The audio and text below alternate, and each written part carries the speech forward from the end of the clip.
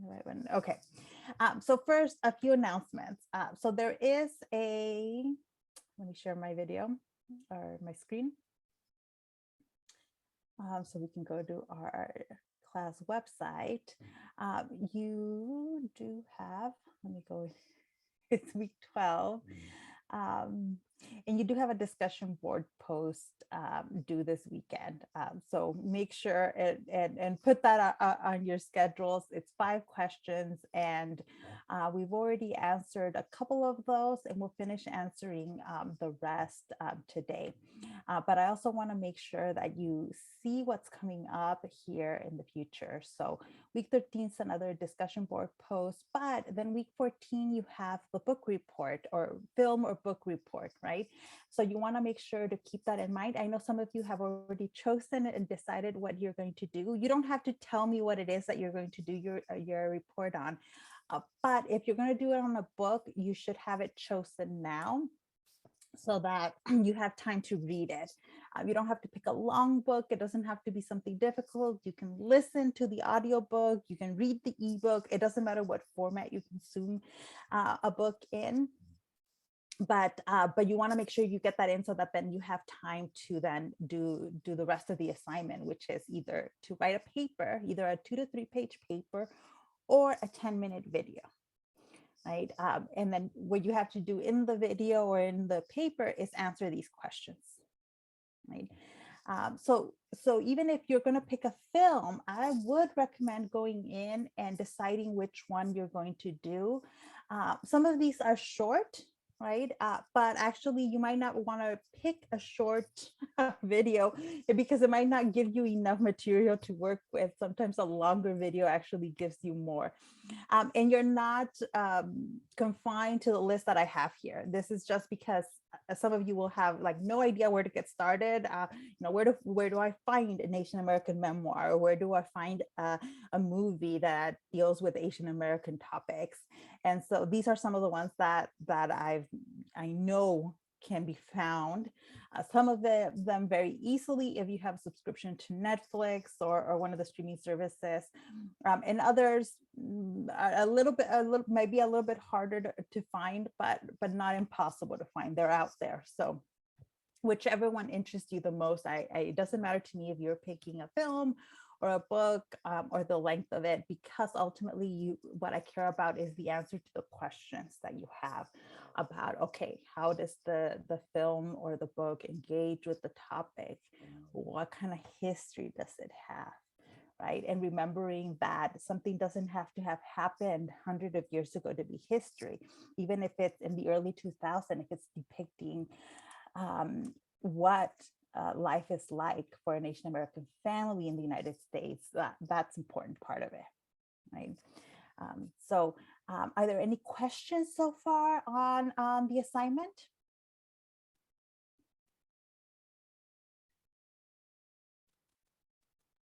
No. So in terms of sorry. Is this for this weekend or no? not? No. It's gonna be due at the end of week 14. Oh, okay. 14. Yeah. So it's not due this weekend. I just want you to start thinking about it, so that if you want to read a memoir, that you have enough time to actually read the memoir. Or a graphic novel, like if you like reading but prefer like that graphic novel that's more like a comic book, those are really good. And there's a few really good ones out there that are easy to find because they've been released in recent times, or because they're connected to like George Takei, who's very well known. And so like the public library will have copies of it. Usually they'll have a physical copy, several physical copies, or even like the ebook of it. Right. So usually with graphic novels, it's easier to read them physical, because on a device, it can be kind of like hard to switch pages and look at all the panels, but it's doable. I've read a few on my Kindle, and it's not the best format, but it works. And the biggest question I've gotten so far from people who have been thinking about that assignment is if you're limited to the ones that are on the suggestions, and you're not limited to those. So if you already know of a movie or a book that fits in that it engages with themes of being Asian American in the United States, then that's perfectly fine. You might want to run it by me just to make sure that it is engaging with those themes. So for example, if it's a movie set entirely in Asia and there's no Asian American character, it's not going to fit the requirement. Right? Because then we're talking about the Asian experience, a particular Asian experience, which is going to be very different, or at least different enough that we I don't want that for this assignment. We want it to be related to the American experience. Okay, then let's keep talking about the civil rights movement, and where we left off was really that shift within the civil rights movement to away from nonviolent tactics, right? Initially, again, that nonviolent tactics, like those that were being used by Martin Luther King Jr., by the NAACP, the Southern Christian Leadership, and even the Student Nonviolent Coordinating Committee initially, were successful because they were focused on desegregation, right? That was the main focus of the civil rights movement in the late 50s and in the early 1960s. It was desegregation, and particularly in the American South, where Jim Crow laws were still in the books and being followed, and were violently being protected, those Jim Crow laws. And also, another focus of the civil rights movement and nonviolent tactics was voter registration drives, getting Black people to be able to register to vote and then show up for elections. Initially, they would be able, locally in Jim Crow, places where Jim Crow laws existed, it was very difficult for any Black citizen to register to vote. They usually came up with ways of disenfranchising people. So either literacy tests that made it really hard for a Black person to pass. Sometimes a Black person would go in, take the literacy test, and then never find out if they passed it or not. Like they just would not get any notice of it. And this was happening in the 1960s as as activists were trying to get people registered to vote. And they just wouldn't tell people if they passed or not. And so how could you register to vote if you don't have the results of the literacy test? Or grandfather clauses where, you can only vote if your grandfather had voted. And well, if you've been disenfranchised for generations, then you might not have a grandfather or somebody in a previous generation who had voted, or just intimidation, just plain intimidation, where members of the KKK, and then sometimes people that were not members of the KKK but wanted to prevent Black voters from voting would hang out at the voter registration places and prevent any Black person from voting. There was one of the activists, Fannie Lou Hamer. She had tried to register to vote, went in, filled out the form, and then her employer told her that if she didn't withdraw her application, she would lose her job. Just straight out, like if you don't withdraw your application, you're gonna lose your job. She was willing to lose her job at that point, but for many people, that was not a good solution. Right? If you are living paycheck to paycheck, if your family is dependent on you, then the paycheck is more important than being able to vote. And so effectively, just Black voters were having so much trouble registering to vote. And again, we're not talking about the 1890s or the 1900s, early 1900s. We're talking about 1960s. This was happening as activists were demanding desegregation and the right to vote. Right? So those tactics had some effect. Right? They worked in terms of changing public opinion in favor of the federal government doing something about it and guaranteeing desegregation and protecting people from being able to register to vote. In 1965 and 1964 and 1965, actually, we passed laws. The federal government passed laws, one, guaranteeing everybody's right to be able to vote regardless of race. And then the Voting Rights Act in 1965, which guaranteed that state and local governments cannot prevent someone from registering to vote and actually voting. And the federal government was going to supervise places that had laws that were disenfranchising minority communities. So the federal government stepped in to try to guarantee that people would have access to vote. That law is actually become a recent issue, that Voting Rights Act of 1965, because it was just not renewed. It was not recently not renewed.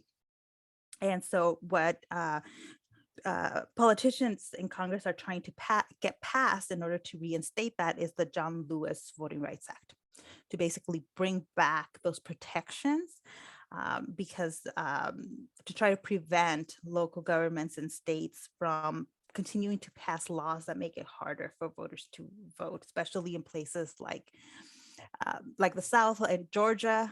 They've been passing laws that are trying to make it harder for people to vote. In Texas, there's other states passing laws, but those are some of the big ones where we've seen that happening. Has anybody been paying attention to that? What's been happening with the John Lewis Voting Rights Act? No, because Florida is another one of the big ones, that have been passing laws. So the laws now look different, right? Already, people were like, you weren't allowed to just it was illegal to prevent people from voting, but states came up with these loopholes that didn't say Black people can't vote, right? Because that was already illegal.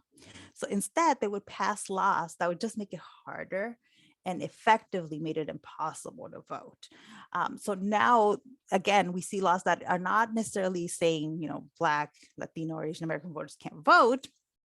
It's laws that, say that if you didn't vote in the last election, you're going to be purged from the voter rolls, or that you need a very specific kind of ID in order to vote.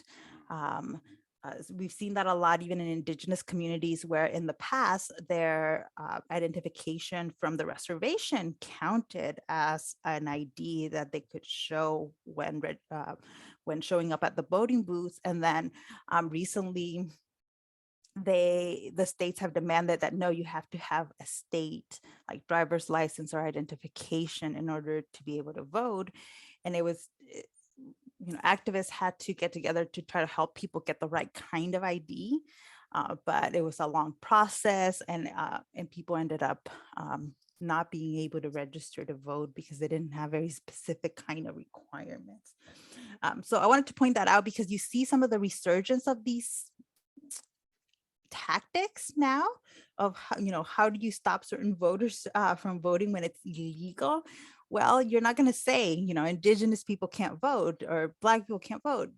People have come up with these creative ways, sometimes that sound really like reasonable, but it's the effect, right?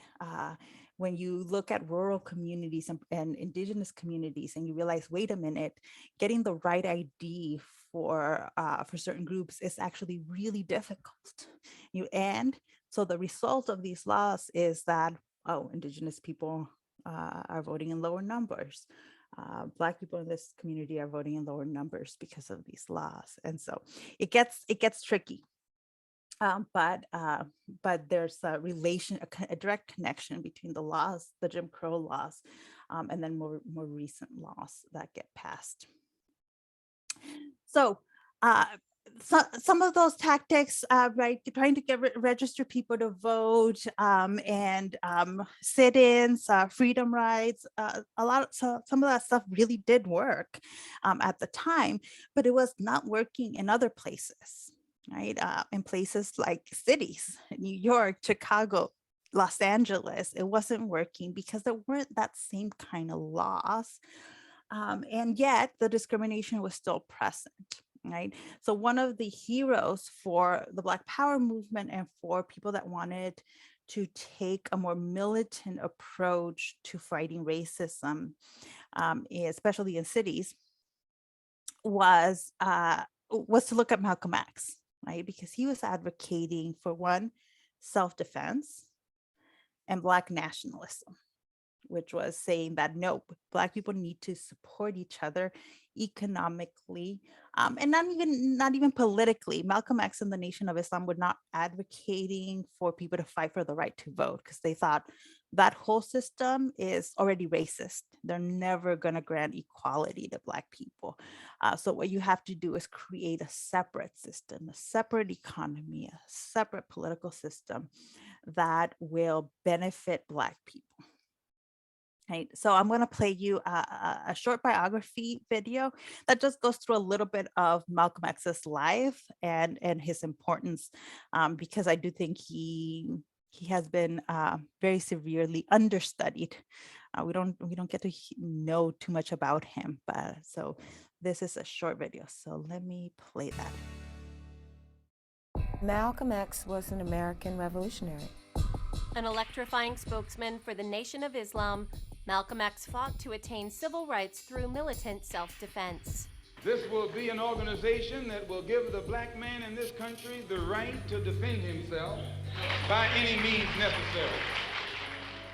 Born Malcolm Little on May 19, 1925, in Omaha, Nebraska, Malcolm grew up in East Lansing, Michigan, where he suffered the death of his father in 1931.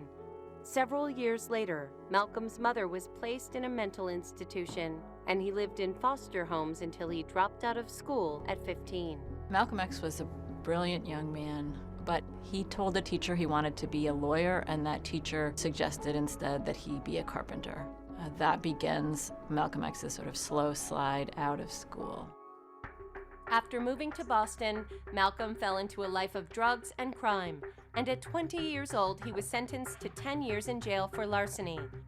While imprisoned, Malcolm joined the Nation of Islam, and upon his release in 1952, he changed his name to Malcolm X. Most people who are descendant from formerly enslaved Africans carry the last name of their former masters or those families, and Malcolm X basically let go of that name, and he chose X to symbolize his unknown African name. From 1952 to 1960, Malcolm X expanded the Nation of Islam from roughly 400 to 40,000 members. But as an opposing voice to integration, Malcolm X incited fear and controversy. Malcolm X was the counterpoint to Dr. King and the Civil Rights Movement. They were talking about nonviolence and peace and love and cooperation. Malcolm never participated in violence, but he was definitely about, we have to fight back. He spoke for so many African Americans who were literally terrified of saying the things that he was saying. Anyone who stands in the way of your and my freedom, our human dignity, is a cold-blooded, blue-eyed enemy. What Malcolm X did that drew so many people to him was he had an energy that was urgent and young. And I think he triggered a certain kind of action in people, a certain kind of self-esteem that I'm worthy of challenging the status quo. In 1963, tensions erupted between Malcolm X and the Nation of Islam due to his growing popularity and his objection to the extramarital affairs of Elijah Muhammad, the Nation of Islam leader. By 1964, Malcolm X left the Nation of Islam and converted to Sunni Muslim. Malcolm X had this life-changing event when he went to Mecca. He went outside of America and connected to the global image of Islam. He came back differently and felt that everyone was his brother. On February 21st, 1965, while preparing for a speech in a Manhattan ballroom, Malcolm X was rushed by 3 gunmen from the Nation of Islam and was killed by 21 shots to his body. His posthumous autobiography, published in 1965, was named by Time magazine as one of the 10 required nonfiction books of all time, and became a film in 1992 starring Denzel Washington.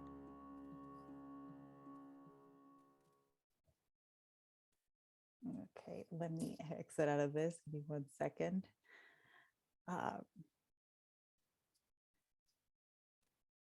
Has anybody watched the movie? I remember only a few of you had even had read the book, but has anybody seen the Denzel Washington Spike Lee movie?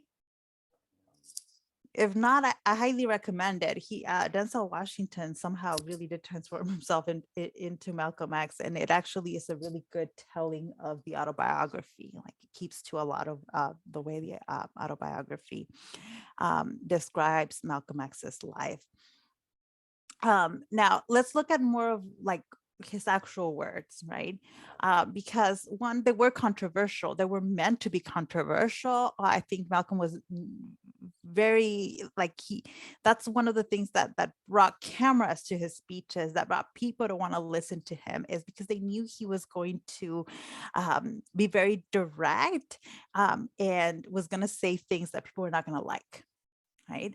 But at the same time, he was advocating for poor Black people in a way that a lot of poor Black people felt nobody else was advocating for them, right? Some of that you read in the ballot or the bullet, but I think it's also very impactful to just like listen to Malcolm X or to Martin Luther King Jr., right? We do have a video of these men's speeches, and I think in listening to them, we can hear the kind of impact that they're having on the audience. So I'm gonna play a short bit here from Malcolm X's very famous speech, the By Any Means Necessary speech. So I won't play all of it, but I'll let it play for a couple of minutes so that you get a sense of the effect that he has on the audience.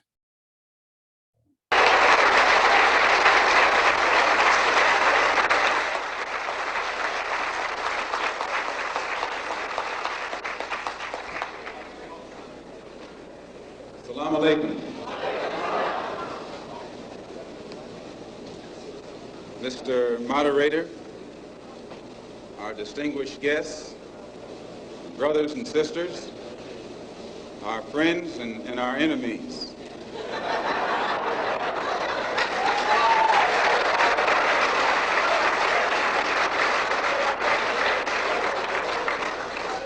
Everybody is here. As many of you know, last March, when it was announced that I was no longer in the Black Muslim movement, it was pointed out that it was my intention to work among the 22 million non-Muslim Afro-Americans and to try and form some type of organization or create a situation where the young people, our young people, the students and others, could study the problems of our people for a period of time and then come up with a new analysis and give us some new ideas and some new suggestions as to how to approach a problem that too many other people had been playing around with for too long.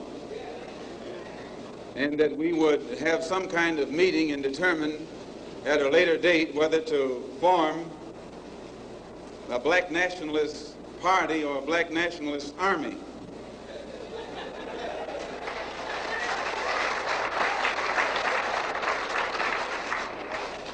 There have been many of our people across the country from all walks of life who have taken it upon themselves to try and pool their ideas and to come up with some kind of solution to the problem that confronts all of our people. And tonight we are here to try and get an understanding of what it is they've come up with. Also, recently, when I was blessed to make a trip or a pilgrimage, a religious pilgrimage to the holy city of Mecca, where I met many people from all over the world, plus spent many weeks in Africa, trying to broaden my own scope and get more of an open mind to look at the problem as it actually is. One of the things that I realized, I'm going to skip ahead a little bit so that we can get to. As human beings than you and I have. And you and I live in a country which is supposed to be the citadel of education, freedom, justice, democracy, and all of those other pretty sounding words. So it was our intention to try and find out what was our African brothers doing to get results so that you and I could study what they had done and perhaps gain from that study or benefit from their experiences. And my traveling over there was designed to help to find out how. One of the first things that the independent African nations did was to form an organization called the Organization of African Unity. The purpose of our organization of Afro-American Unity, which has the same aim and objective, to fight whoever gets in our way.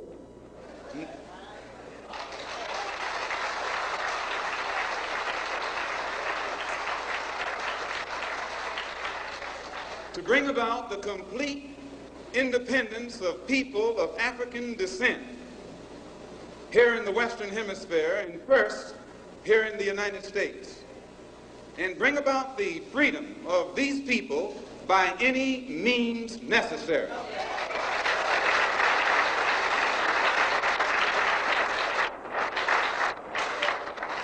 That's our motto. The purpose of our organization is to start right here in Harlem, which has the largest concentration of people of African descent that exists anywhere on this earth. There are more Africans here in Harlem than exist in any city on the African continent, because that's what you and I are, Africans.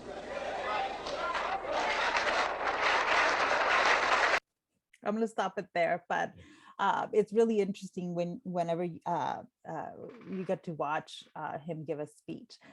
So let me ask you then, that phrase "by any means necessary" is typically was seen at the time as Malcolm advocating for violence and fear mongering. Right? In the context in which he says it, though, what are you getting from it? What does he mean by any means necessary?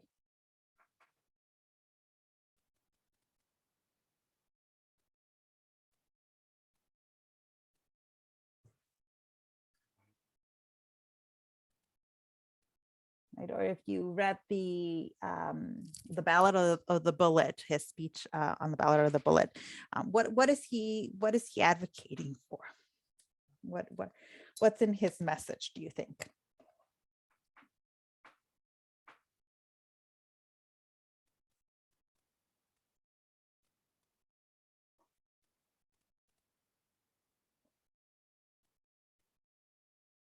No one. I'm like, when you hear it in context, like you heard it at least once in the clips I showed, it didn't sound quite the same way as like the kind of legacy it gets to have. Right? He starts talking about advocating for freedom and fighting against oppression, and then he says, "by any means necessary." Right? It's still something that's pretty radical, was pretty radical, is pretty radical, but it doesn't have the same kind of tone that we associate with it. Olavo says it's about being separate. Yeah, the message is still separation. The message is still like there's something to fight for here, and we will fight for it, whether it is with the words or physically. Right, but he's not advocating that Black people go out and just like, hurt white people out of nowhere, especially in his speeches like after the pilgrimage to Mecca. He has a very different tone in which he talks about white people.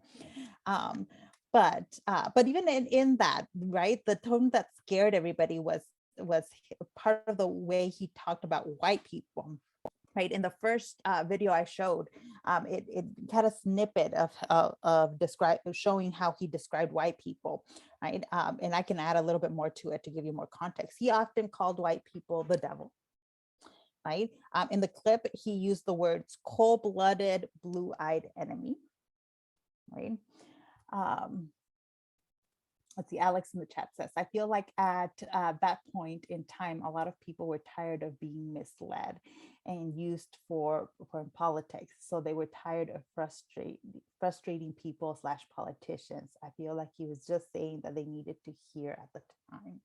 And he says that in the Ballad of the Bullet, right? And he says that in a lot of speeches of like, don't trust politicians. We can't trust them.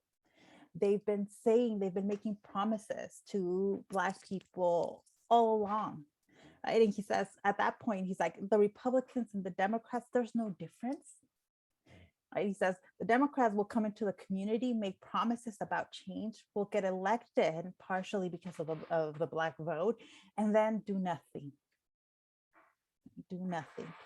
So at that point, right, so if in that context, right, then why would it matter to vote? If you're voting for change, if you're voting for a politician that's promising to change things, and then they don't do anything, they don't change anything, then what is the point of voting? It's something that he would say. Right? And why would people be attracted to that message? Why would people listen to that?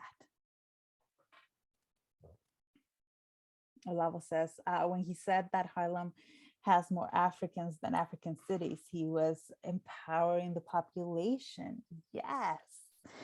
Empowerment of Black people was one of the core messages for Malcolm X, for the Nation of Islam, in the context of separation. They want separation and empowerment of like, hey, we've been kept down by white supremacy, but the sky's the limit, right? We can be great businessmen, we can be great politicians, we can be great whatever, when we are not living when we're not living under white oppression, right? So and that's part of the how they're justifying the total separation from white people there. Why else do you think people would listen and be attracted to that message, especially Black people, right? They're primarily speaking to the Black population, but other people are listening. He was greatly inspirational for Latinos in the U.S., for Indigenous people in the U.S., for Asian Americans. What in that do you think spoke to people? What else would have spoken to people, especially to people who are not Black?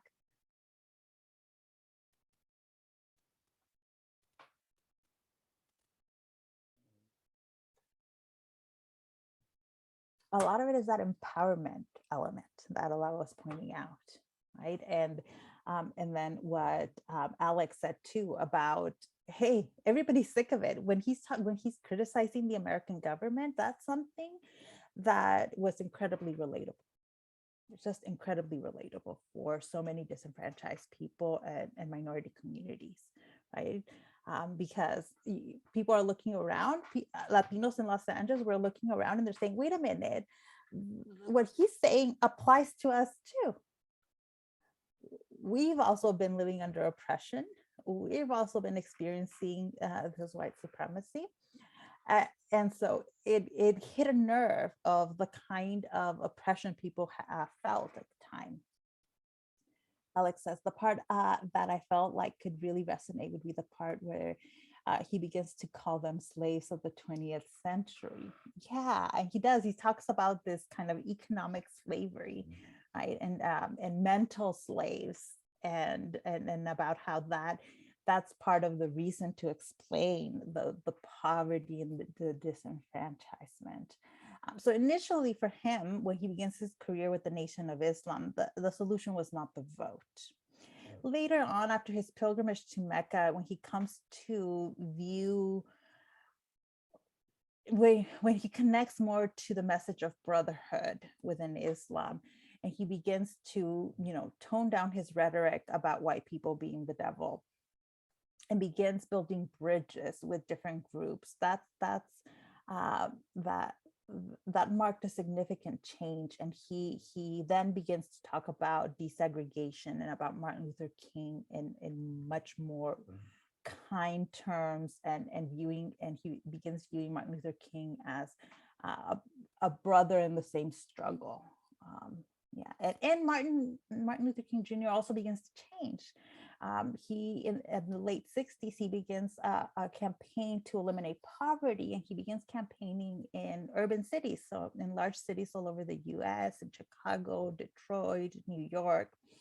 And he increasingly becomes frustrated because while he was able to gain a lot of political support, especially from the Democratic Party, when he was campaigning in the South, once he starts fighting poverty in cities, what he notices is that he doesn't get the same kind of support from politicians, that it's much harder to make the case that they need to do something bigger and more important. And he also starts viewing things differently. Right? He says, aha, maybe like he was always a proponent of nonviolent tactics, but he begins to see why people like the Black Power movement were looking for something different. Right? You don't have to agree with any of them, right? But it's important because a lot of the current activism happening right now has its foundations in the activism of the civil rights movement, right? Because in activism, what you want to do is continue to push things forward, right? So you don't want to reinvent the same mistakes, the same struggles that the civil rights movement had or that the Black Power movement had. You want to, take the baton wherever previous activists have been able to extend it to, and then extend rights and access further. So that's one of the elements that's important. I always tell people, students that are interested in activism, that this is the importance of knowing your history and knowing what was done in the past, learning the mistakes and not repeating them, but also learning what works, what doesn't, right? So the Black Power movement is actually, has a lot of popular support among Black communities, especially Black communities in cities, right? And they also begin getting the attention of other minority communities, right? Throughout all the marches and the demonstrations and the sit-ins, it was not just Black people there, right? There were brown people, Jewish people, Native Americans, Asian Americans that you will see if you look at the video of the marches and of the sit-ins, you see diversity in that. But the civil rights movement, when it was focused on desegregation, was very focused in the South and in ending those segregation laws that particularly targeted Black communities. Now, everybody else benefited from that desegregation, right? But it was the message was particular, right? Same thing with the Black Power movement. The Black Power movement was really focused on speaking to Black people and in making things better for Black people. But that didn't mean that it didn't have connections to what become the Brown Power movement, the Red Power movement, and the Yellow Power movement, right? That people within the other ethnic communities begin to actually absorb that same message because they view that they're being affected by the same things and apply the same tactics within other ethnic groups to try to fight oppression and racism. Right? That's important because that's something that in his speeches, Malcolm X doesn't speak a lot about Latinos, Asian Americans, Jewish Americans, all these other groups. They're mentioned here and there, but it was not a central part of his message. That didn't mean, though, that people were not really attracted to his message and viewed benefits there. When the Black Power movement comes along, though, they are very directly building bridges and organizing with communities and other or organizations in other communities and other ethnic groups. They're much more explicit, right? One of the key groups within the Black Power movement, so they're emerging out of the Black Power movement, right, are the Black Panthers, right? The Black Panthers, and they originate in Oakland, California.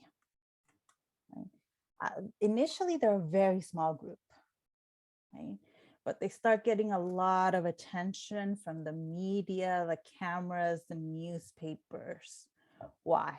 Why were the Black Panthers getting so much attention, do you think? Just from what you know of the Black Panthers.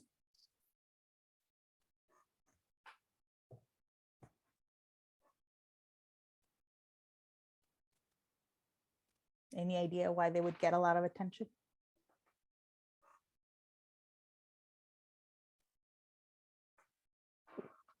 I'm waiting for somebody to put it in the chat because I know you know this.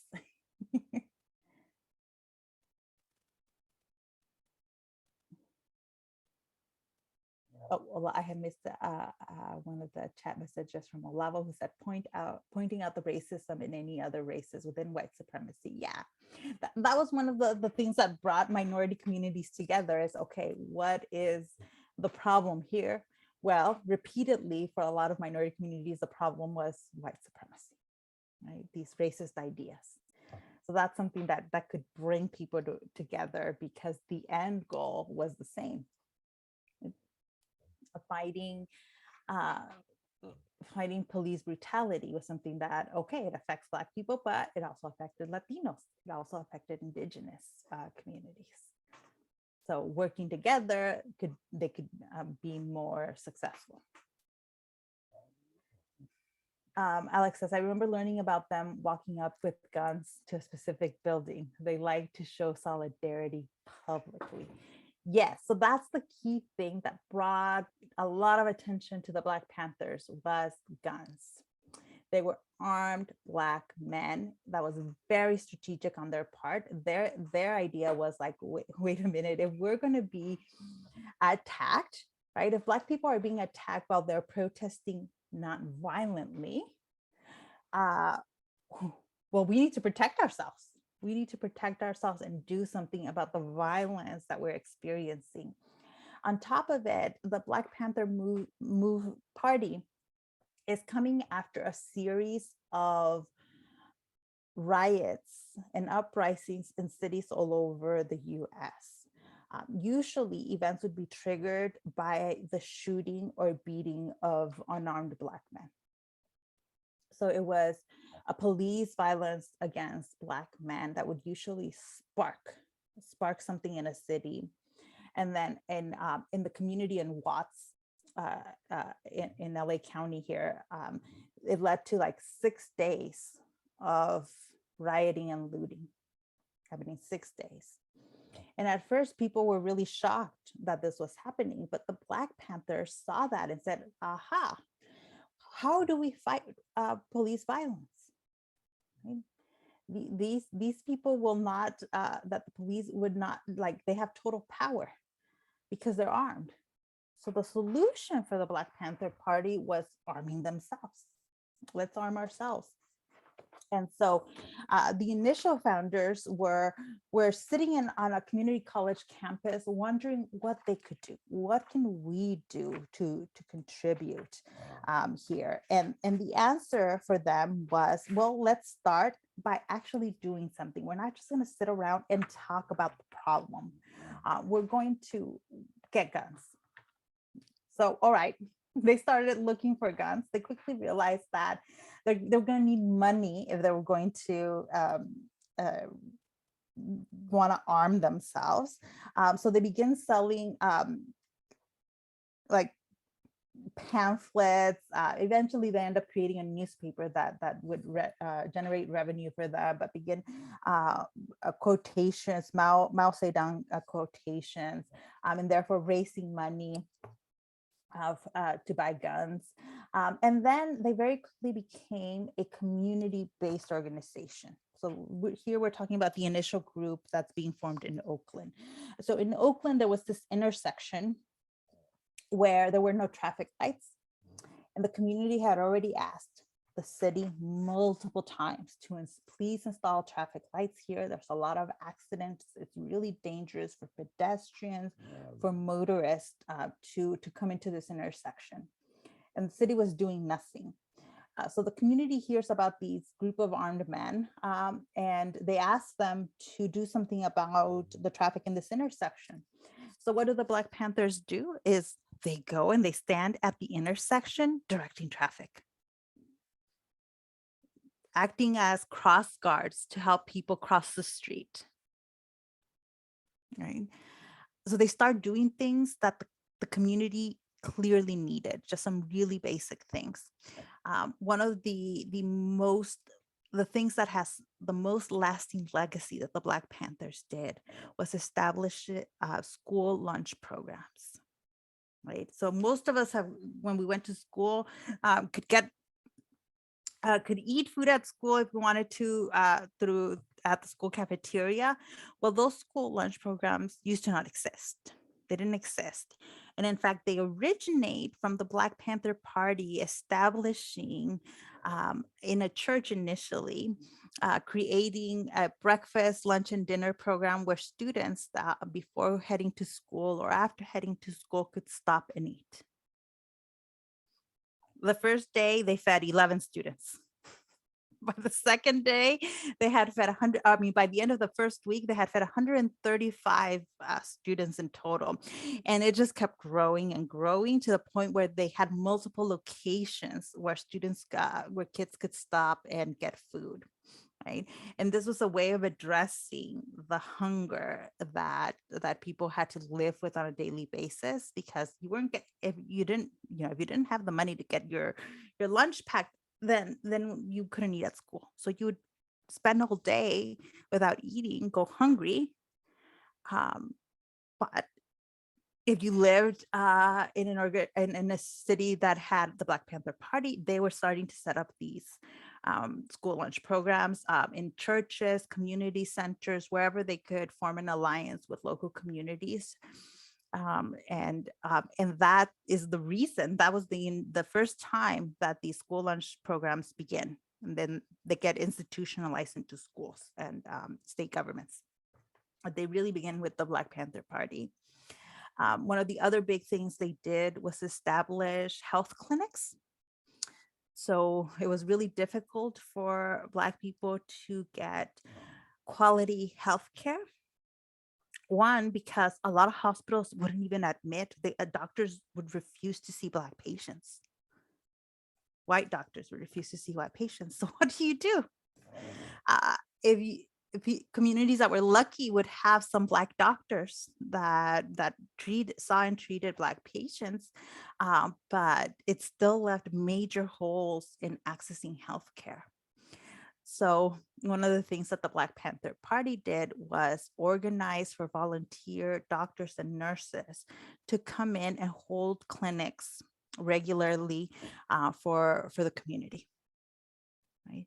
And those were so popular that eventually they had to grow and establish, like eventually those become community clinics because the need was there and the community supported it.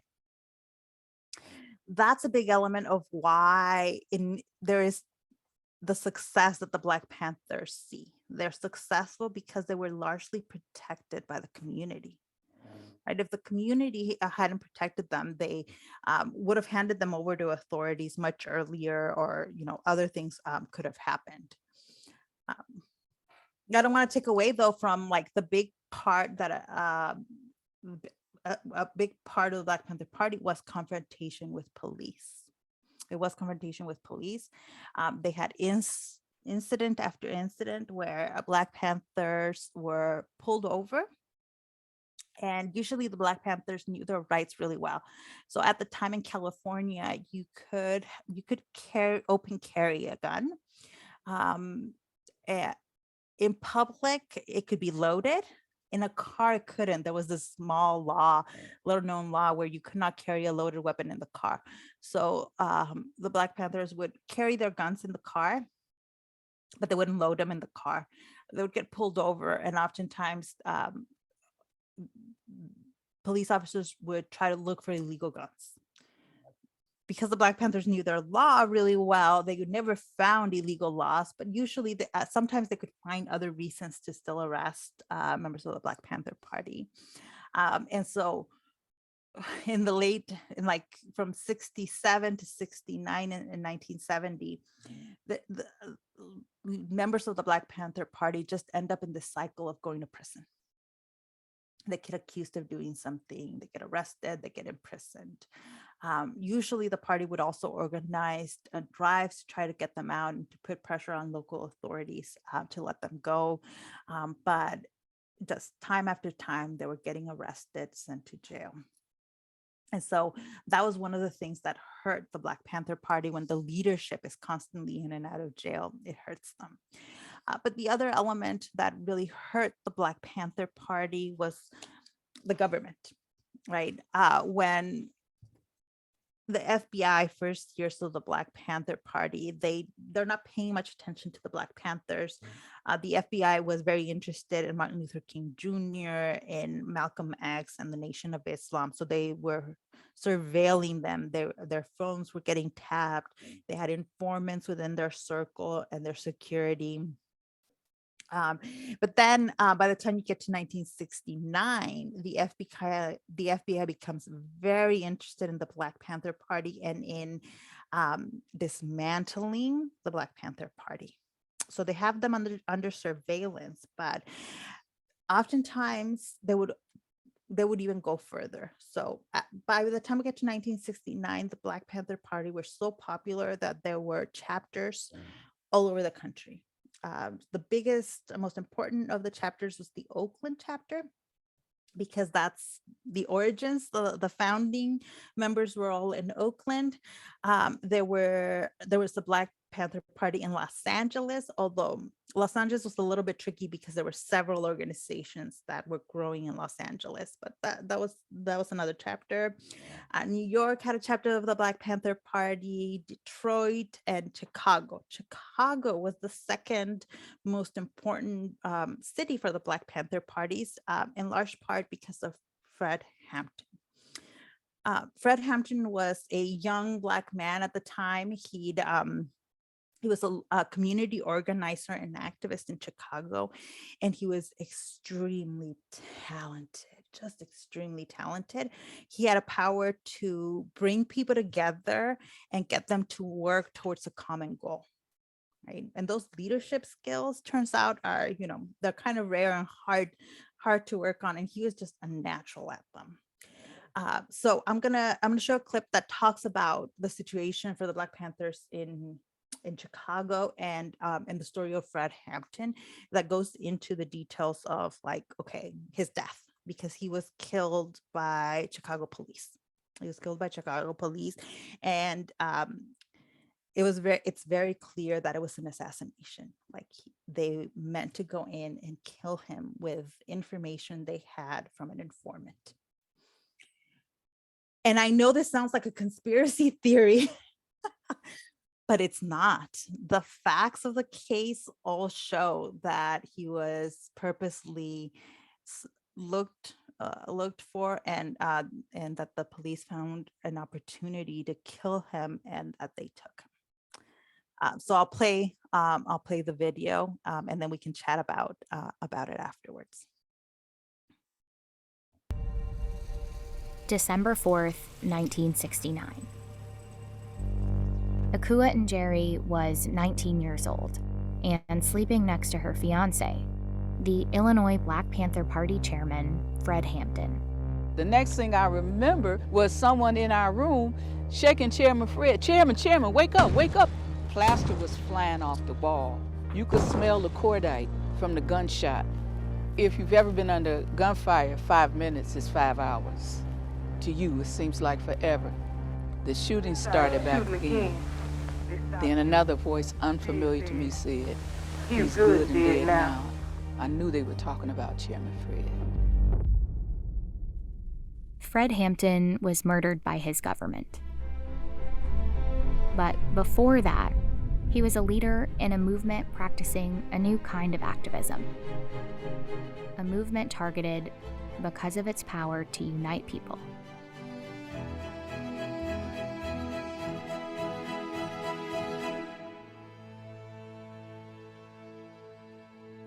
Marking 1964 as a historic year in race relations, on July 2nd, President Johnson signed into law the Civil Rights Act. It was the strongest... In the 1960s, racial progress in the U.S. was at a turning point. Activists won major civil rights victories, and the era of Jim Crow laws came to an end. But at the end of the decade, there were still deep social and economic gaps for Black people across the country.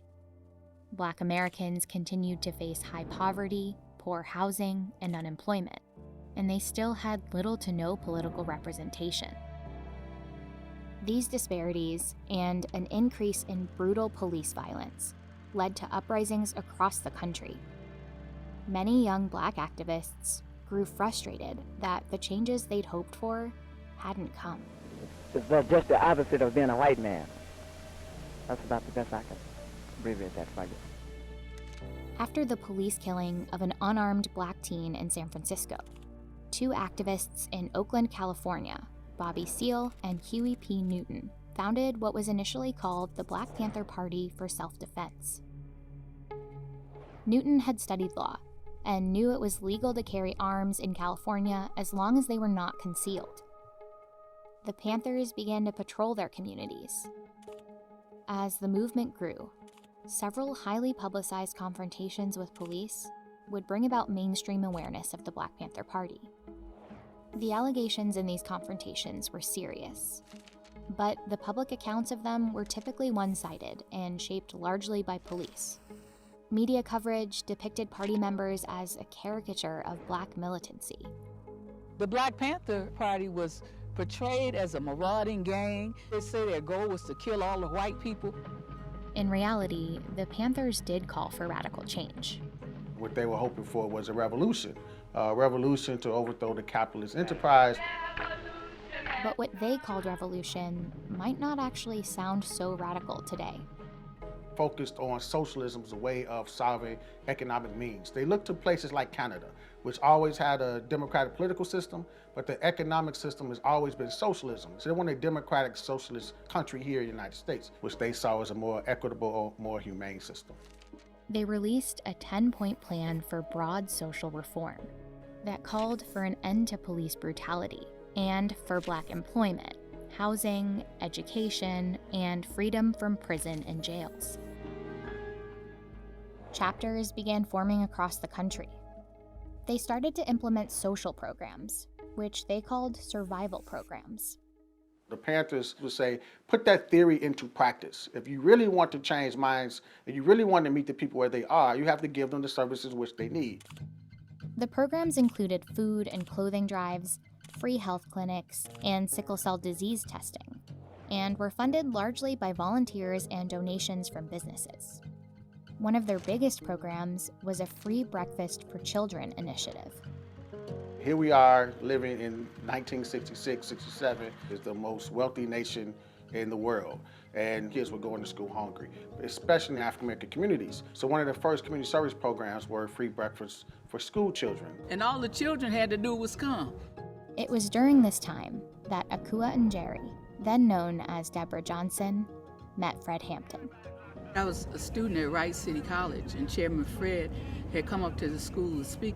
And he said, at the breakfast program, we feeding over 3,000 children a week. We're serious about making power to the people of reality. We're not just sitting up here jaw-jabbing and talking shit, you know.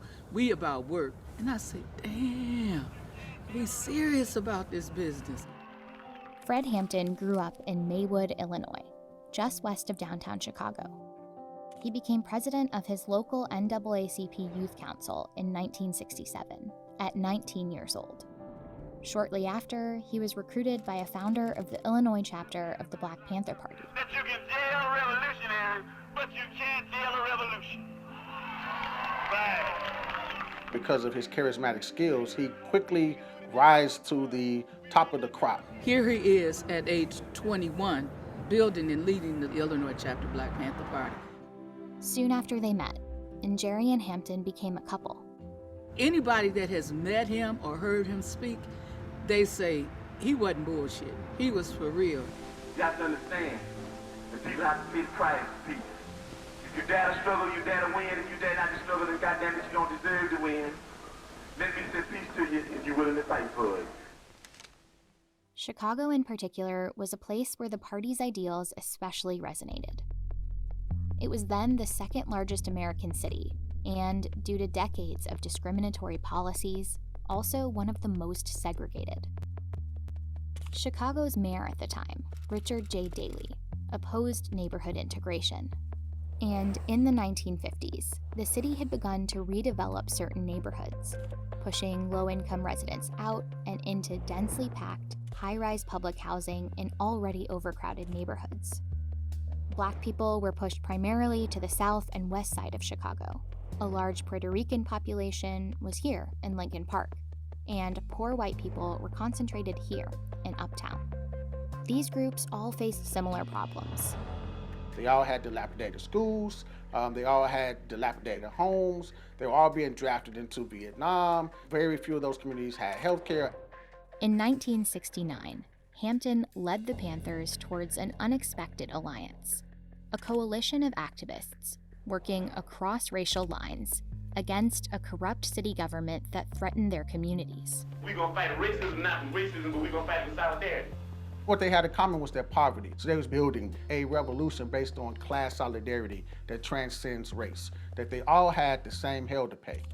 Hampton named the group the Rainbow Coalition.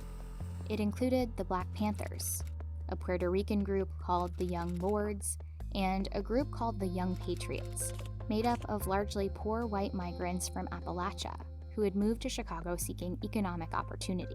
We don't hate the motherfucking white people, we hate the oppressor, whether he be white, black, brown, or yellow. So we got to know that. I don't mean sing Kumbaya and make a quilt.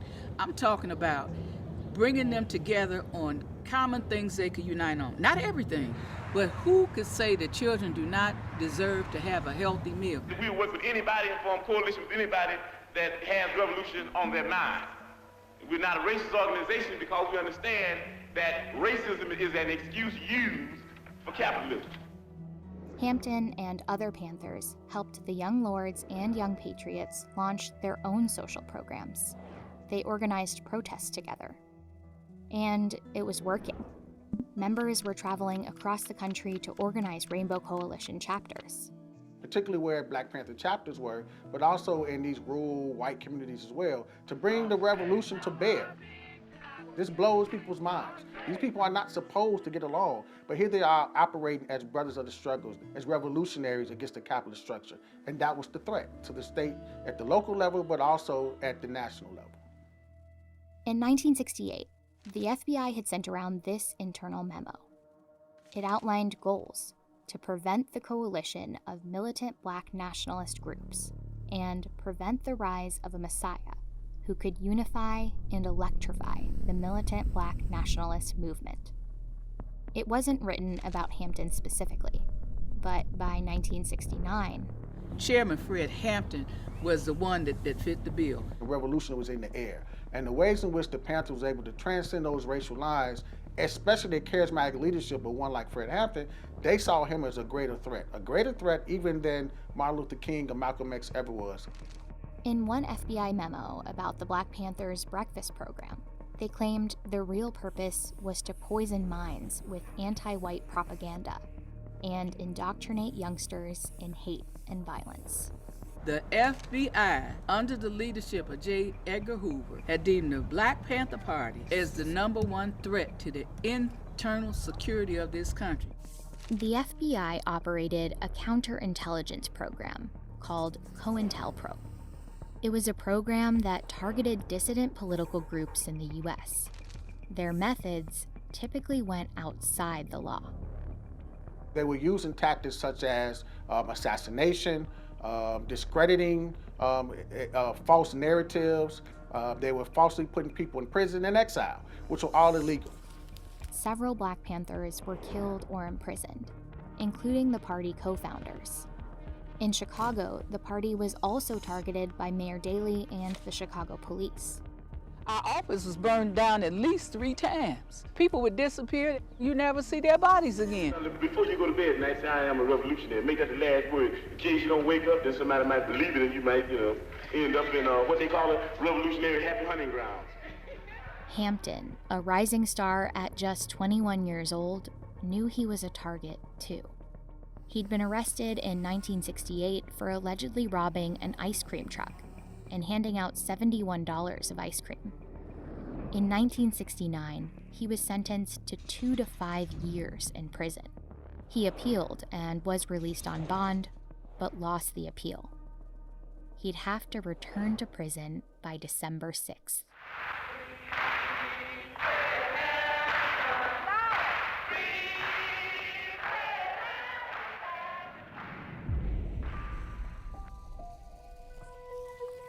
On December 4th, around 4 a.m., 14 Chicago police officers arrived outside Hampton's apartment on Chicago's west side.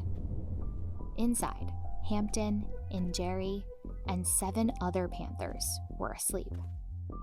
I was very pregnant, and the first thing I remember was Chairman Fred had fell asleep while talking on the phone. The next thing I remember was someone in our room started shaking the chair. Said, Chairman, wake up, the pigs are vamping. And I'm seeing Chairman Fred look up, and then he laid his head back down real slow. Officers kicked open the door and shot Mark Clark, a visitor from another party chapter. They shot a sleeping 18-year-old named Brenda Harris. Then they shot in the direction of Hampton's bed.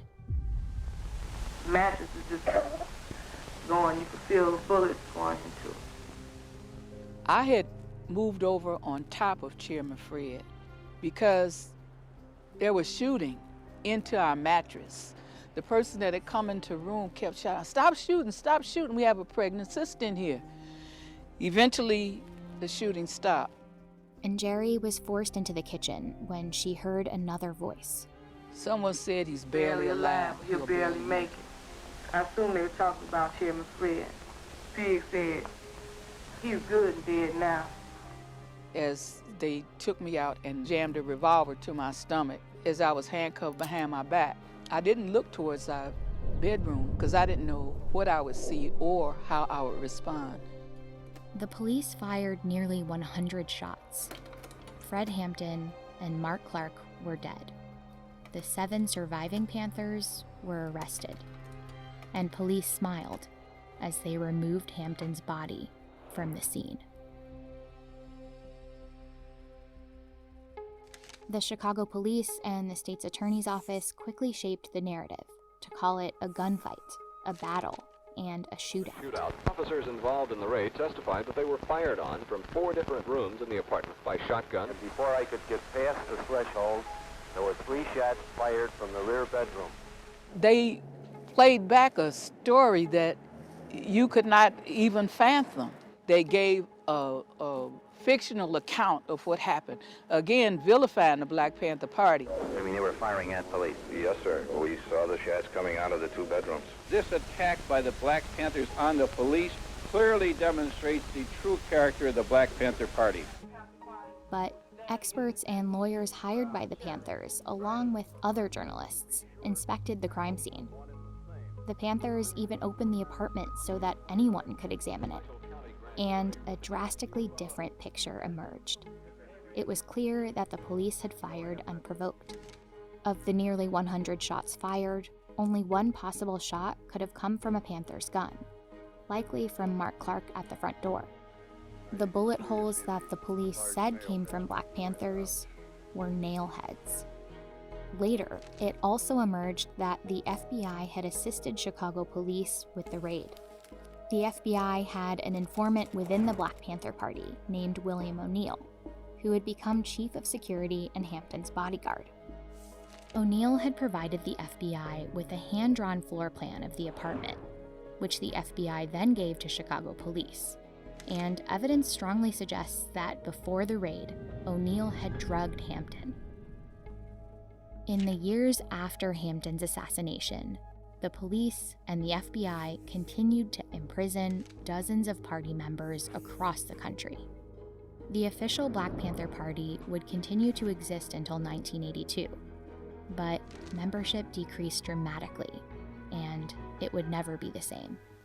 And I hope that each one of you will be able to die in his. Okay, I will stop there.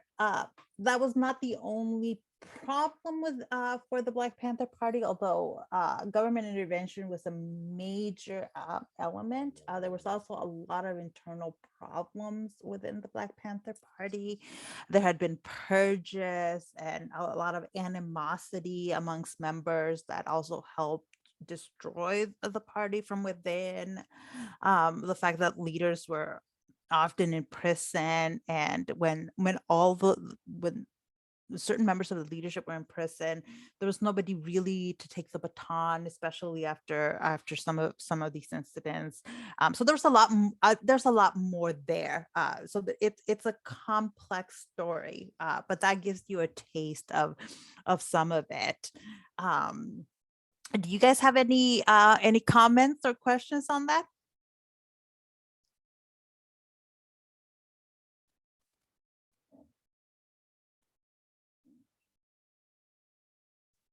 No, there's stuff like anybody else that's interested in some of these like things, like for example, the assassination of Malcolm X is also like very clearly done by the Nation of Islam, and there's evidence now that like the FBI knew exactly who did it and never came forward with any of the information that they had because they didn't want to help arrest the people who had actually been